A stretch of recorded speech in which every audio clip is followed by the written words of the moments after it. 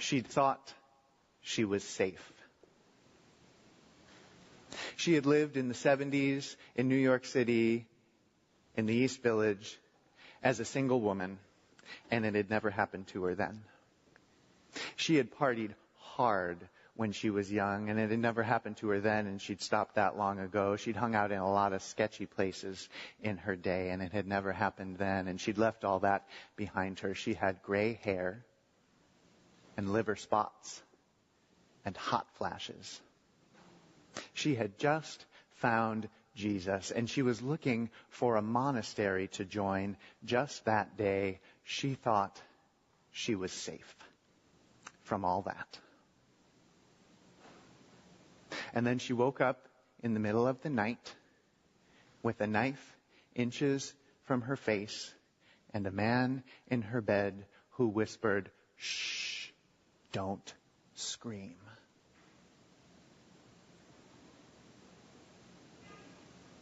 She knew just who it was. She didn't know his identity, but she knew his story. She knew how he operated. This serial rapist had been terrorizing the small Mexican town full of American expats where she lived, had been terrorizing them for months. 4 women before her had been raped. He would throw rope ladders up to balconies and cut the glass and come in. He would kick the door open and come in. And the first 2 had fought and screamed, and he had beaten them to a pulp before raping them. The next 2 had heard about what happened to the first 2, so they knew not to fight, and he did not beat them. He would rape them and then talk to them for a long time about how sick he was and how wrong this all was. And then he would rape them again all night long, and then he would leave. So she didn't scream, and she didn't fight.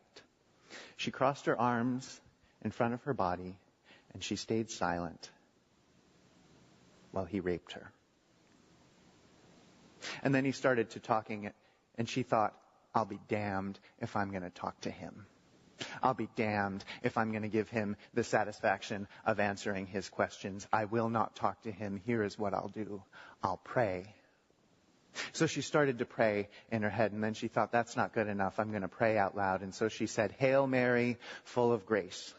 And then she thought, that's not good enough either. I should pray in Spanish. I'm going to pray in this man's native language, and I'm going to freak him out. So she said, Dios te salve Maria, llena eres de gracia. And he said, you're praying, stop it. And he hit her on the shoulder, but she didn't stop.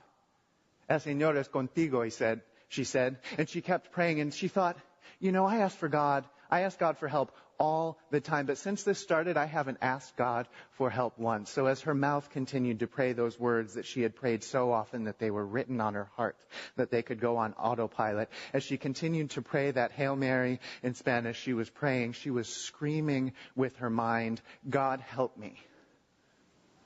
Jesus, drive this man the hell out of my house. Mary and all the saints and martyrs and angels and all you messengers of heaven, come now and drive him from my bed. And she kept praying louder and louder and louder until he said, okay, that's it. I'm going. And he crawled backward out of her bed, and he bent over and he kissed her on the cheek. And he said, you'll be okay. And then he left.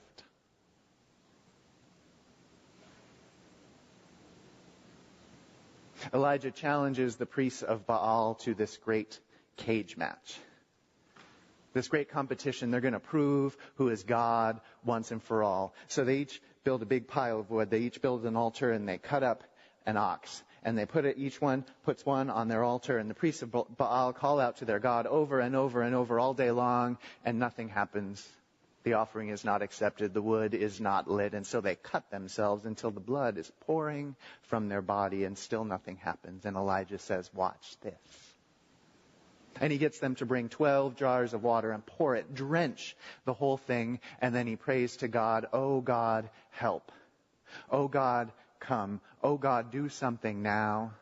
and the fire of God falls from heaven and consumes everything, even the rocks and the water. And the people see it, and they say, "The Lord is God. The Lord is God."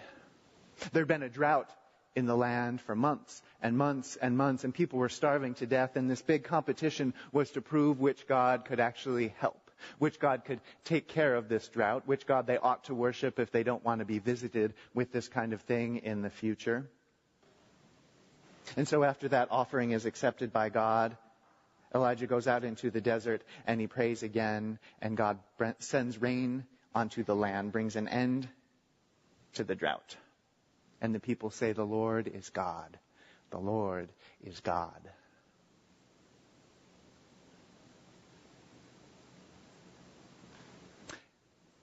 After the man left her room that night, she called the police. And they came in force.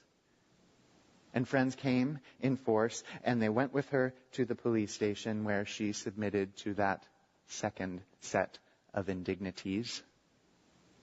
The swabs and the photographs and all those questions and questions and questions, and men who leaned in a little too close and said, "Tell me all the details again."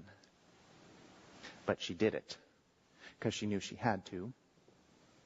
And she went home and she said, "I have to do something more. What else is there for me to do?" She says, "I know it." And then she said, "I know what I will do. I'm a writer." This is Beverly D'Onofrio. Some of you know she wrote Riding in Cars with Boys. They made it into a movie with Drew Barrymore, and she wrote this book, Astonished, in which she tells the story of this rape. She says, "I'm a writer. I know what I can do. I will write about this, and I will be sure that everyone in this town knows what's happening." So she wrote an article for the local paper, telling women what to do, how to protect themselves, telling everyone what this man looked like as best she could, what his MO was, how he got into people's houses. And then she told them this. She said, "I prayed hard for help. I said, 'God, help.' I said, 'God, do something.' I said, 'Dios te salve Maria.'" And he left my room. All those other women, he stayed all night and raped them over and over and over again. I prayed hard, and he left my room. I don't know what that means, but it's true.